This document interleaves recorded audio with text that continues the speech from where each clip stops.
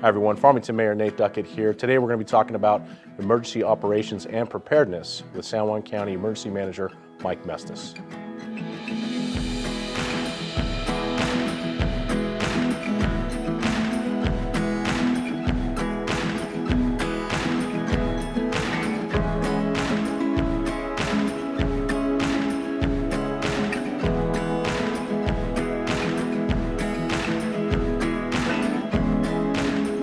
Hi everyone, Farmington Mayor Nate Duckett here. Thank you for joining us for this special edition of the Mayor's Table.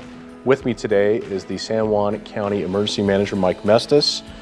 He is here today to talk about emergency operation and preparedness on a county-wide basis, which also includes your cities within that plan for preparedness and how things are going. Mike, thank you for joining us. Thank you, Mayor, and welcome to our Emergency Operations Center. Well, it's a great background, I think, for people to kind of see where the emergency group gathers, and I want to kind of fill in maybe some backfill for people to understand exactly what the Office of Emergency Management does here in San Juan County, and talk about everybody's community role in that. It's important for people to know that the stakeholders here are in communication on a regular basis, and Mike, you and your staff obviously coordinate that effort. So, Mike, we'll just kind of start it off here. Tell us about the Office of Emergency Management and how it flows from FEMA to the state here locally. Okay, let me give you a little history and a little background on the office first. The office was developed over 20 years ago with my predecessor, Don Cooper, who was hired by the county to create a radio system for the 911 center and obviously for the response agencies. After he completed that process, they asked him if he wanted to take over the Emergency Management Office, which was yet to be formed. He formed the office, and then 2001, 9/11 happened. 9/11 began the whole process with the emergency management system because FEMA dictated that, hey, your communities needed to be prepared. So they started rolling out funding for response vehicles, such as our bomb team, our SWAT teams, our hazmat teams. But in order to receive that funding, a lot of things had to happen. You had to have, number one, an emergency operation plan. You had to have a NIM certification, which is Incident Command for Response Agencies. So getting back to our emergency operations plan, it's a plan that encompasses all emergencies that would happen within San Juan County. It's a plan that encompasses not only the county, but it encompasses the city of Farmington, Bloomfield, Aztec, and now the town of Kirtland. And why is that? Because disasters are affecting the whole community, so therefore your emergency operation plan has to be totally encompassing. So, absolutely. So that's why. Well, people have the question about kind of the preparedness and the efforts going forward in the midst of this current emergency that they're dealing with coronavirus and the COVID-19 disease. And within your organization, the Office of Emergency Management, you have many stakeholders involved, correct? Yes, we do. Just like as you do, the mayor, you have many citizens, stakeholders in different varieties of things that you do. We have different stakeholders in the many things that we do out of our office. For instance, we carry the local emergency planning committee, which is the LEPC. It was based on an industry concept because you had to have your community ready in case there's a hazardous material spill. But my predecessor took it a step further. We created a public health committee. We created a safe school committee. We created a JIC, which our wonderful JIC today is helping with COVID-19, get that information out. But getting back to one of your questions, our office reports to the state. Of course, my job as emergency manager is I report to the mayor, I report to the county manager, and the city managers and mayors to the Quad City. But then I report, and I'm your key to the State Emergency Operations Center, the State EOC, which they call Homeland Security. And so State Homeland Security reports to FEMA. So that's the succession, and that's how we report. And then coming back down, that's how the funding stream, and that's the chain of command. Sure. So since we've had this emergency breakout, we've had weekly meetings with the stakeholders, which beyond the cities and the county include the hospital, Presbyterian Medical Services, the school districts, first responders, from each of the entities, and many other important components that are involved in ensuring the safety of the individuals here. Now, I think it'd be good as a background to kind of talk about maybe some past examples of where the Office of Emergency Management came together and was very supportive of the activities that were taking place. And I'll use two examples. The Gold King mine spill, of course, your office was key in getting out information and organizing and communicating things, and also helping work on the funding that came down from the federal government, the state to here, but also in the Aztec High School shooting. Kind of talk about that. Yeah, sure. Our office has always been that conduit, so to speak. We're that coordinating agency that gathers people together for meetings. And the big thing that we gather people together is for our annual drill. We have an annual full-scale drill. It's not required by FEMA, but to do it every 3 years. But in San Juan County, we do a full-scale drill annually. And that's from hospitals to the SWAT team, the bomb team. We incorporate industry. We have a sponsor with that every year. And we do that so that we ensure that our community is prepared. My predecessor has done it for the last 15 years, and I carried that on since I've taken over in 2008. I've carried on that concept. So it came to fruition, and it showed that we're doing good things on December 7th when we had the Aztec school shooting. Of course, we lost 2 lives, but without the training, the Safe School program, the stuff that we had been doing in the background for many, many years, we would have lost more lives. The training that we did with the schools, Mr. Carpenter taking the training serious and allowing us to get together. It's tabletops, full-scale drills, meetings, ensuring that the training has been completed. So that day, Aztec Police, San Juan County Sheriff's, Emergency Management, Fire, everybody is working together in one cohesive group, and they knew each other. So the thing that they preach in emergency management is know your stakeholders before the emergency, and in that case, we're a model to the state of New Mexico because we do that annually. Well, I certainly talk highly of our emergency management team and the amount of preparedness that goes into any type of emergency. I mean, we're talking things. Again, it could be a high school shooting. It could be something occurring at the hospital. It could be civil unrest, just in general, things happening in our schools. So it's important that we practice the things that we know we're going to have to do so that if and when those things occur, we're ready for them. That's correct. Let's kind of move into the realm of coronavirus and the current situation that's impacting us locally, state, and across the world. Can you tell us a little bit about some of the things that have been done from your office and how things are moving forward at this point? Sure. So obviously this is our emergency operation plan, and it speaks in generalities of what you need to do in certain events. Naturally, it's not going to have COVID-19 in it, but it does speak about pandemics. It speaks about getting stakeholders together, meetings, points of distribution if you need to do vaccinations, things like that. So that was one of the reasons we have our public health committee.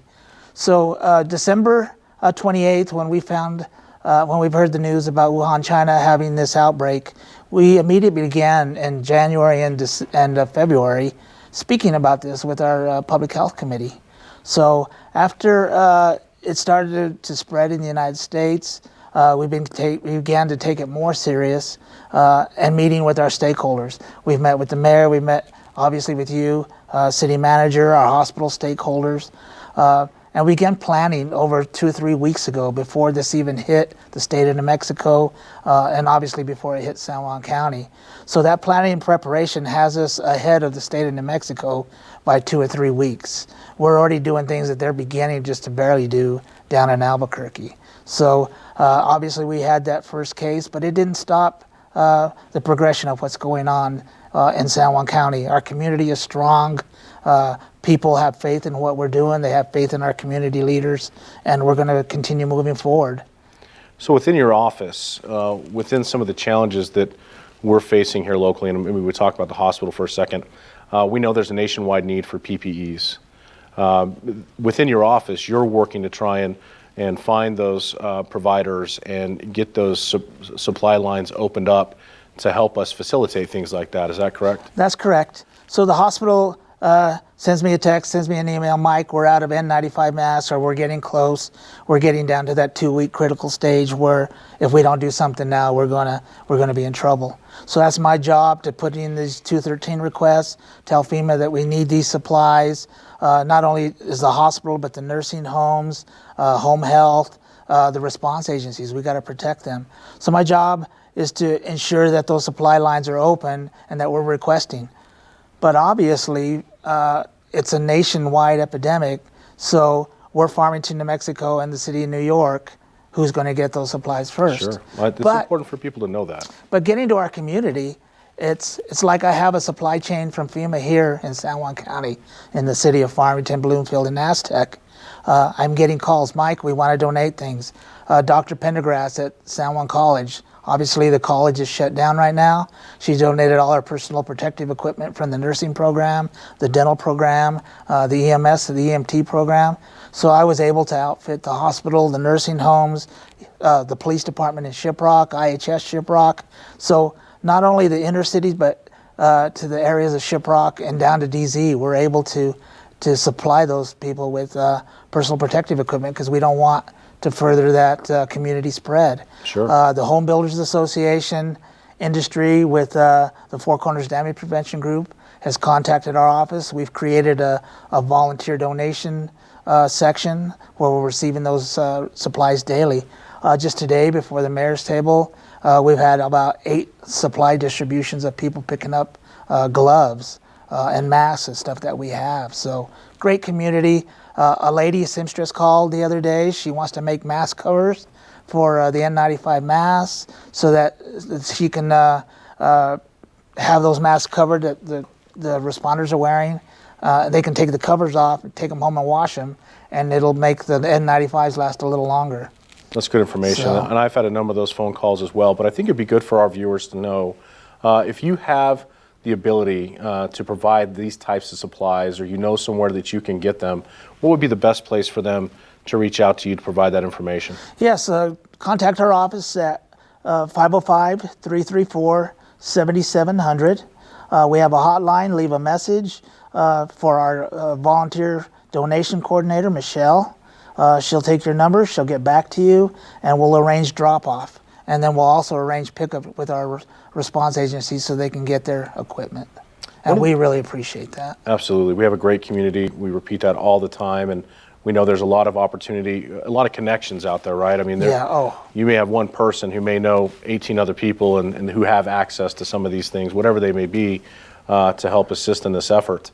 As we turn further into what the Office of Emergency Management does, one of the things I found great is the collaboration, but also the best practices that are coming from this. When you have all of the local entities together and they're getting to listen to Dr. Greenberg, for example, from San Juan Regional Medical Center, talk about what is currently on the landscape with coronavirus and COVID-19 and the messaging that needs to go out to the community, it's important that we have a singular message as a collective, right? That is correct. And I felt like that's been the case. And now, of course, we're in this realm where we really need people to stay home except for essential reasons.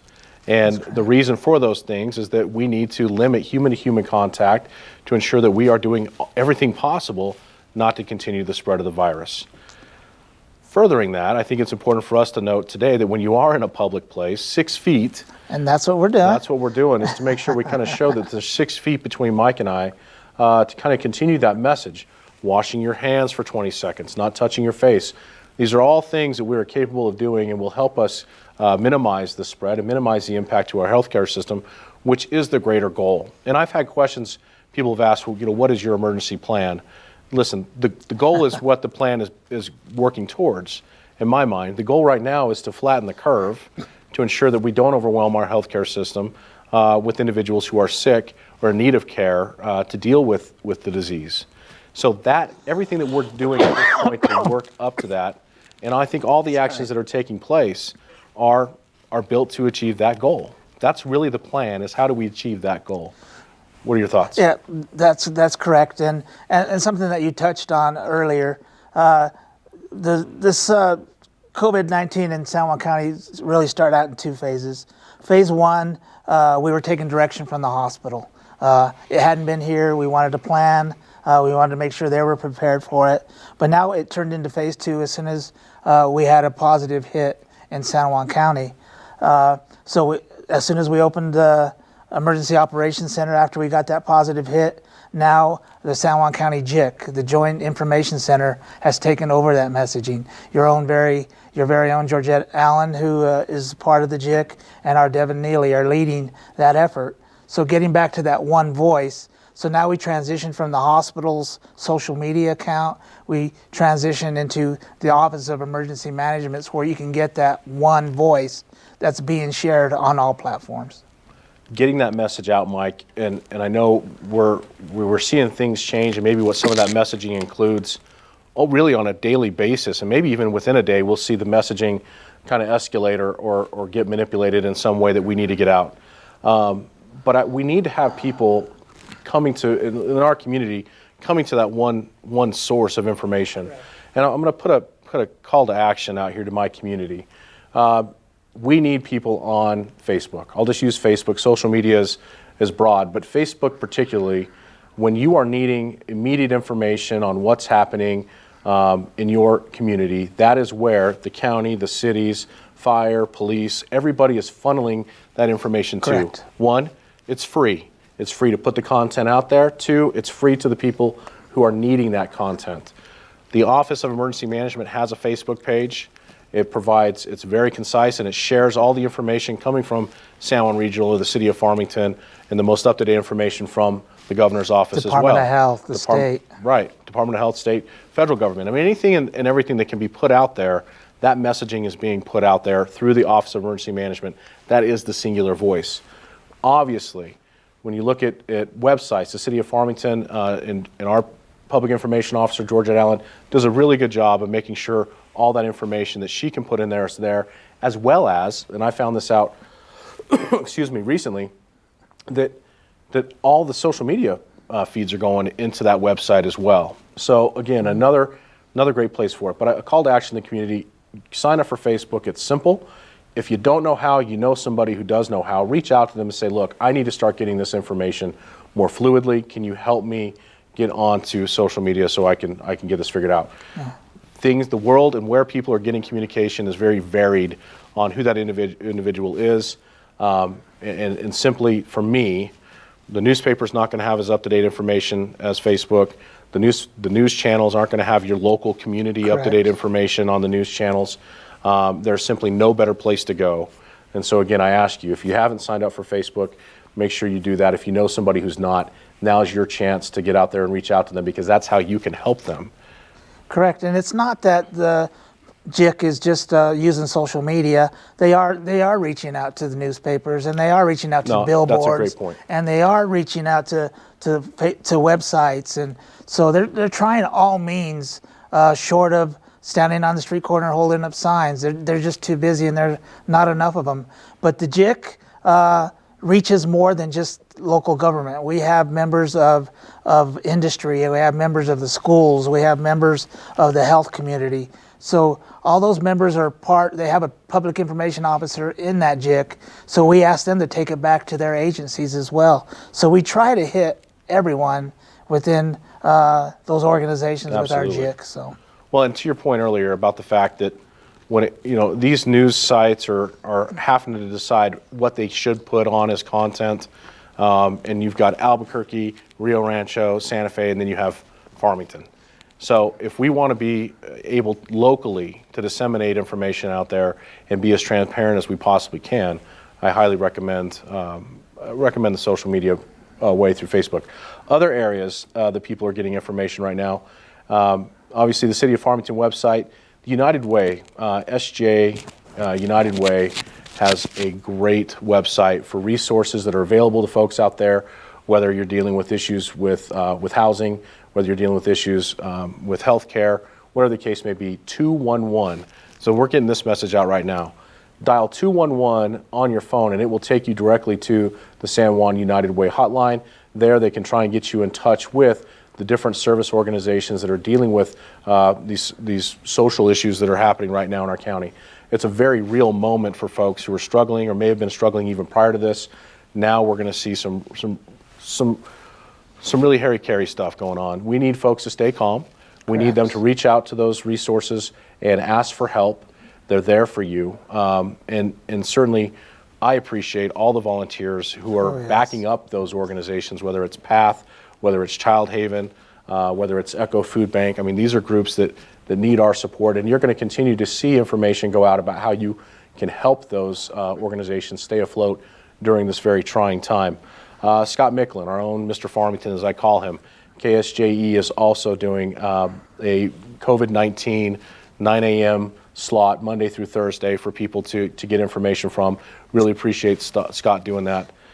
Yeah, as a matter of fact, yeah, I was on his show yesterday. Yeah.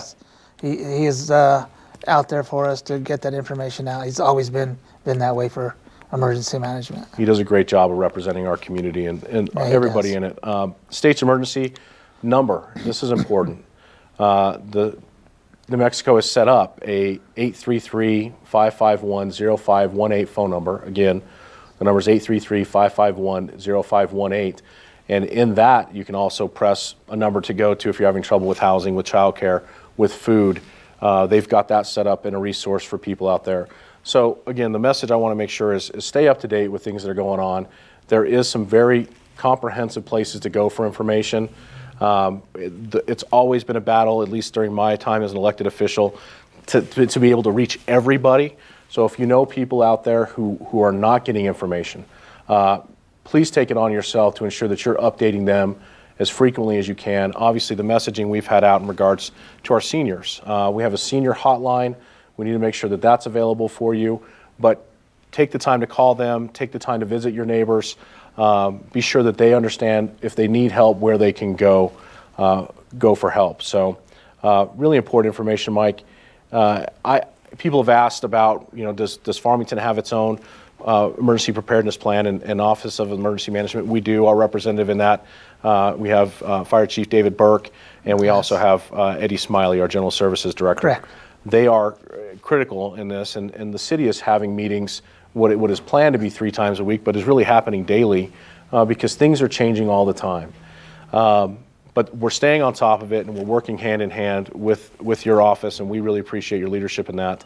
And we're going to continue to see, as this thing unfolds, there's going to continue to be needs out there, and know that your leaders in this community are coming together on everybody's behalf and trying to put out the most clear messaging and information that we possibly can as quickly as we can. And we're gonna make it through this. I mean, that's the key thing to me. Life's going to continue. Life is going to continue. And we have a great community, and we're just going to be that much stronger. Absolutely. So, Mike, anything else you want to add? No, other than 911 isn't a hotline to ask questions. I want to get that out for the 911 center.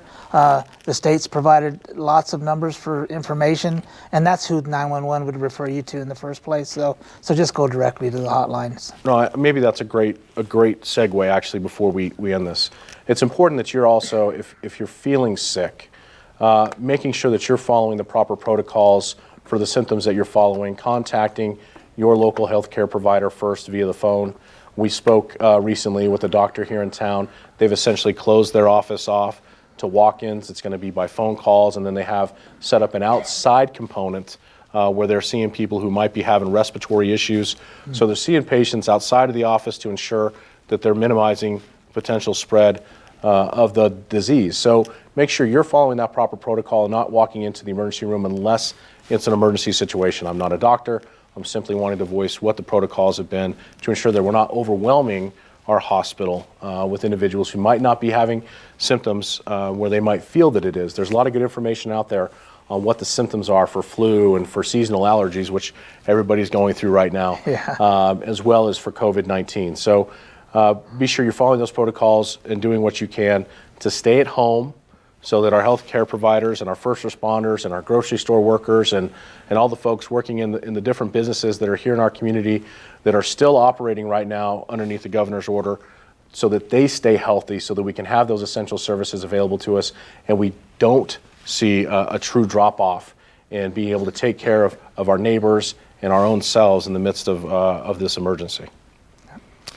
Well, Mike, thank you for joining us on this special edition on the Mayor's Table. We will have, obviously, more information coming to you daily. Again, make sure you are paying attention to the Office of Emergency Management's Facebook page, also the City of Farmington's website, and please take note of those different resources that we've obviously have voiced here and have been available in our community for a very long time. We appreciate you staying calm in this situation. We appreciate your neighborly attitude and your ability to help other people around you. The service mentality, I think, is the key right now. Yes. How can I help other people in this? There will be information coming out, and you'll see that posted in regards to, if you're interested in volunteering, what you can do. So in the meantime, stay safe, stay COVID clean. That's Stay how I 6 want to live. feet. Stay COVID clean.